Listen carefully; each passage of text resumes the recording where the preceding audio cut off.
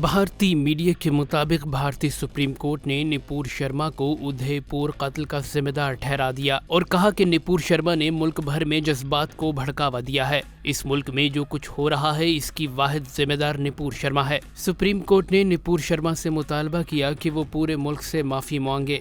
بھارتی supreme court کا کہنا تھا کہ نپور شرما نے گستاخانہ بیان ایجنڈے کے تحت دیا جس نے قوم کی سلامتی کو خطرے میں ڈالا اور ادے پور میں ایک درزی کا قتل ہوا۔ خیال رہے کہ انتہا پسند جماعت بی جے پی کی متشدد ترجمان نپور شرما نے ایک ماہ قبل نبی اکرم صلی اللہ علیہ وآلہ وسلم کی شان میں بدترین گستاخی کی تھی، جس کے بعد سے پورے بھارت میں احتجاج کیا جا رہا ہے۔ واضح رہے کہ جب سے بھارت میں بی جے پی کی متشدد حکومت آئی ہے اس وقت سے ہندوستان میں مسلمانوں پر عرصہ حیات تنگ کی جا رہی ہے۔ کبھی یونیفارم سول کوڈ کے نام پر حجاب اور ٹوپی پہننے پر پابندی لگائی جا رہی ہے تو کبھی آزادی اظہار کے نام پر مسلمانوں کے جذبات کو ٹھیس پہنچائی جا رہی ہے۔ اگر بھارت کے 20 کروڑ مسلمان عزت کی زندگی گزارنا چاہتے ہیں تو انہیں مزاحمت کا راستہ اپنانا ہوگا۔